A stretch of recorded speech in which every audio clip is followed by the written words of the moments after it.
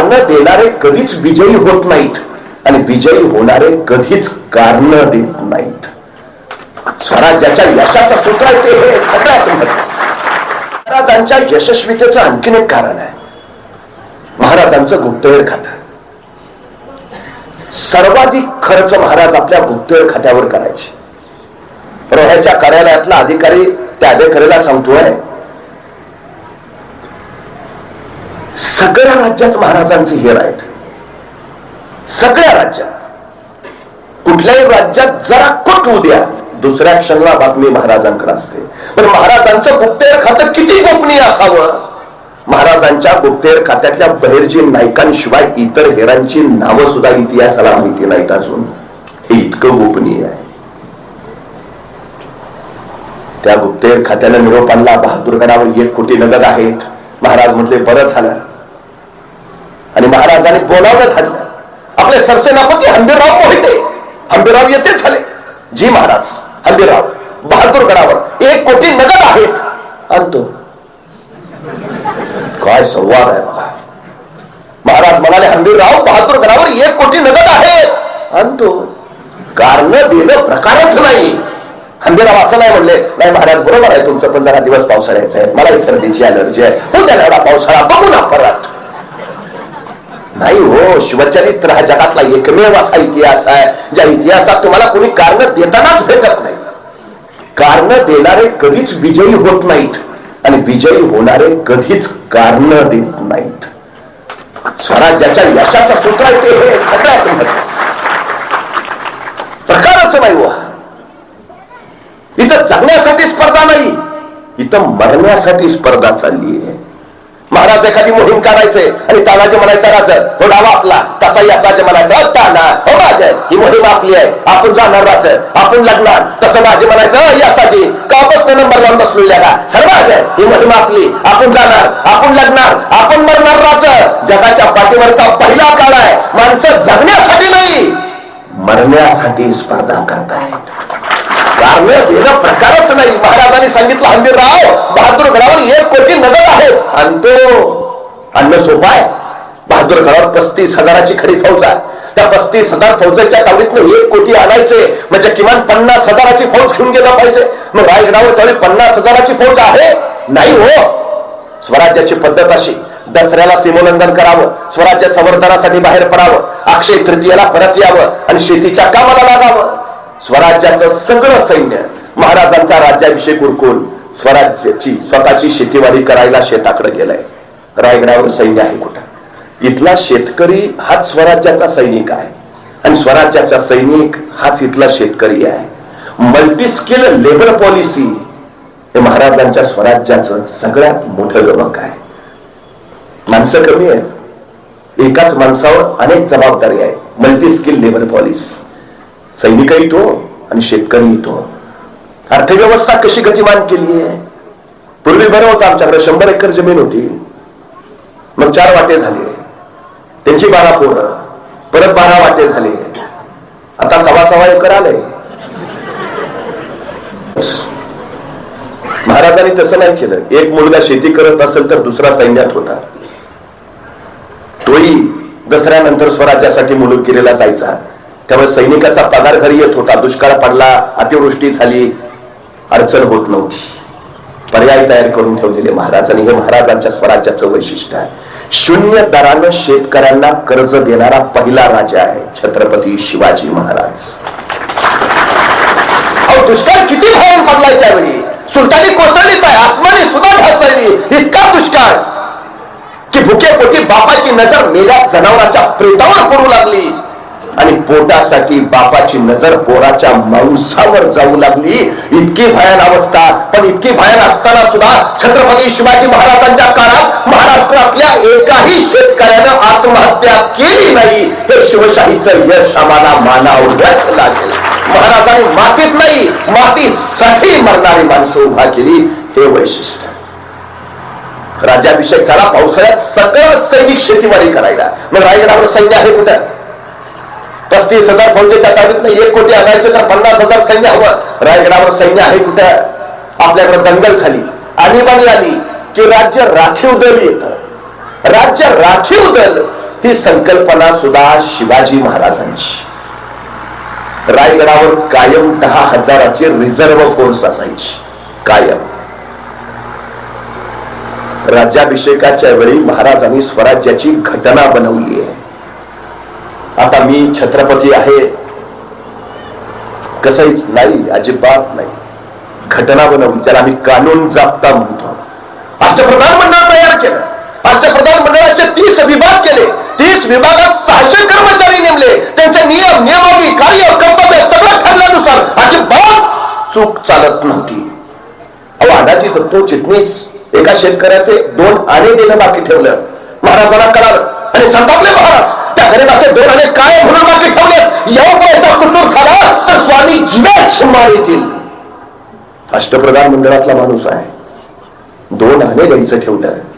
महाराज सांगतात स्वामी जीवेच मारेतील. काय विलक्षण प्रशासन असेल महाराजांचं. किती काळजी घेतली महाराजांनी रयतेची. का हंबीरराव म्हणताय तो कारण न देता चला आणतो. सिद्धीच्या वेळात महाराज अडकलेत. 65,000ची सिद्धीचे मत पन्हाळ्याला वेळ टाकून बसली आहे. 1 डिसेंबर 1659 महाराजांनी पन्हाळगड जिंकला आणि त्याच्यानंतर काही दिवसात त्या पन्हाळ्याच्या पायथ्याच्या गावातली तरणीबाण थोर स्वराज्यात दाखल झाली. त्यातच एक जण होता पन्हाळ्याच्या पायथ्याच्या नेबापूर गावचा शिवा काशीद. नावराजांचं दिसायचाही हुबहू राजांसारखा. 6 महिने झालं वेडा उठेना. राजाच्या लक्षात आलं शक्तीपेक्षा युक्तीचा वापर केला पाहिजे आणि त्या दिवशी राजांनी बोलावणं काढलं नुकत्याच स्वराज्यात आलेल्या हुबहू आपल्यासारख्या दिसणाऱ्या या शिवा काशीदला. राजाने विचारलं, शिवा आमचं रूप घेतोस? हे शिवा सिद्धीच्या भीतीला जातोस?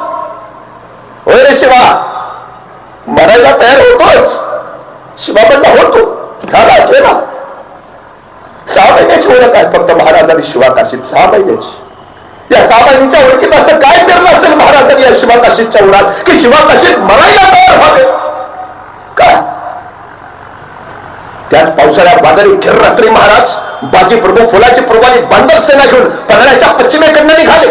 21 तासाचा अखंड प्रवास करून मसाईच्या पठारावर पोहोचले आणि त्यावेळी चाहूल लागली सिद्धीची फौज पाठलागावर आहे.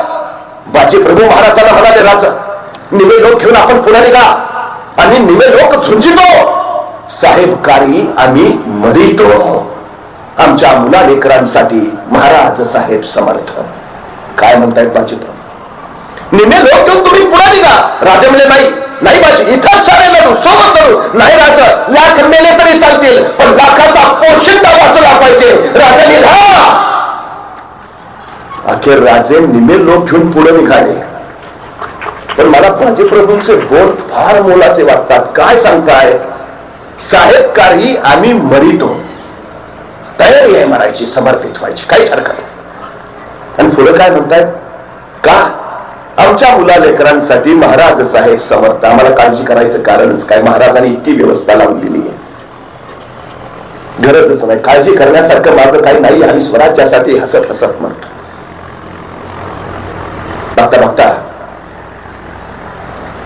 त्याच्या खिंडीमध्ये रण पेटलं. बाजी कडाडत राहील. जाऊन सांगा त्या यमाला जोपर्यंत राजे विशाळगडावर पोहोचलायचे तोपर्यंत आवाज कानावर पडत नाही तोपर्यंत हा बाजी प्राण सोडणार नाही. राजे विशाळगडावर पोहोचल्याचे तोफांचे आवाज झाले आणि शिर तुटले. बाजी कोसळले. स्वराज्यासाठी समर्पित झाले. फुलाजी प्रभू बांधव सेना सारे मारले गेले. गजखिंड पावन खिंड झाली. बाजी प्रभू फुलाजी प्रभू स्वराज्यासाठी समर्पित झाल्यावर महाराज त्यांच्या सिंध या गावी गेले. त्यांच्या कुटुंबियांचं सांत्वन केलं. बाजी प्रभू फुलाजी प्रभूंना एकूण 8 मुलं. त्यांच्या 8ही मुलांना महाराजांनी स्वराज्याच्या सेवेत दाखल करून घेतलं. अनुकंपा तत्वावर नोकरी ही योजना शिवाजी महाराजांची. आता ठीक आहे, ज्यांची मुलं वयात आली त्यांना सेवेत घेता येईल. पण काही सैनिक असे आहेत की जे लढताना धारातीर्थी पडले पण मुलं छोटी आहे. खर्ची पडलेल्या सैनिकांच्या छोट्या मुलांचं काय? महाराजांनी रायगडावर आपल्या सैनिकांच्या मुलांसाठी बाल दरवेशी गृह उभारलंय, ज्याला आम्ही आता वसतिगृह म्हणतो. बाल दरवेशी गृह तिथं या मुलांच्या संगोपनाची, संवर्धनाची, शिक्षणाची आणि प्रशिक्षणाची व्यवस्था केली जायची. स्वराज्यातून ते योग्य वयात येताच त्यांना स्वराज्याच्या सेवेत घेतलं जायचं. आता काही लोक म्हणतील ठीक आहे, छोट्या मुलांचं झालं, पण काय सैनिक असे असतील की नुकतंच लग्न झालंय आणि तो लढाईवर गेला आणि मारला गेला, आता घरी फक्त त्याची विधवा पत्नी आहे, तिचं काय? आपल्या खर्ची पडलेल्या सैनिकांच्या विधवा पत्नींसाठी महाराजांनी 350 वर्षापूर्वी फॅमिली पेन्शनची योजना आणली आहे. पण किती पेन्शन द्यावी त्याच्या पत्नीला तेही ठरवलं महाराजांनी घटनेत. तो सैनिक लढाईत मारला गेला तेव्हा त्याला शेवटचा पगार जेवढा होता त्या पगाराच्या निम्मी रक्कम त्याच्या विधवा पत्नीला आयुष्यभर पेन्शन म्हणून मिळायची. हे 350 वर्षापूर्वी केलंय महाराजांनी. बरं ठीक आहे, तुम्ही मला विधवा पत्नींचंही झालं, पण काही सैनिक असे असतील अजून लग्नच झालं नाही, तो लढाईला गेला, मारला गेला, घरी फक्त आता वृद्ध आईवडील आहेत, त्यांचं काय? आपल्या सैनिकांच्या वृद्ध आईवडिलांसाठी महाराजांनी अडीशेरी नावाची योजना चालू केली आहे.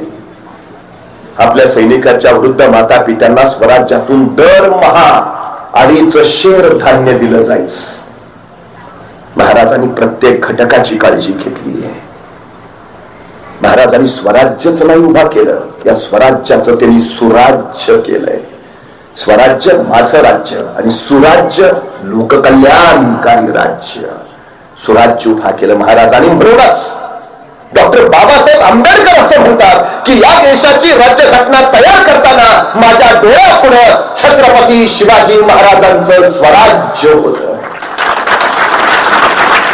एवढंच नव्हे, आपल्या प्रत्येक पत्राची सुरुवात डॉक्टर बाबासाहेब आंबेडकर जय शिवराय लिहायचे आणि मग खाली लिहायला सुरुवात करायचे. काय विलक्षण आहे. पाश्चात्य राष्ट्र आज छत्रपती शिवाजी महाराजांना व्यवस्थापनाचे विश्वगुरू मानतात.